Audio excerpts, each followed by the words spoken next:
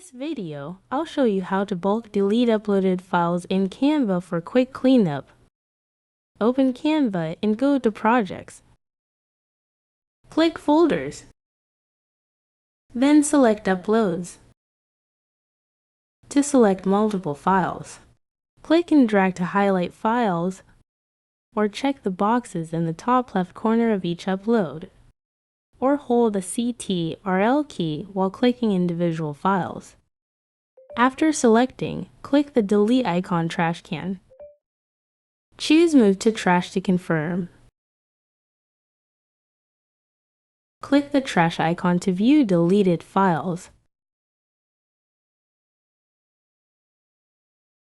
From here, click the three dots beside an item and select Delete from Trash for immediate removal.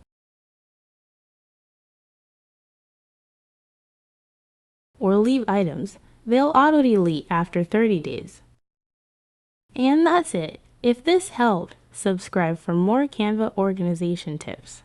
Thanks for watching.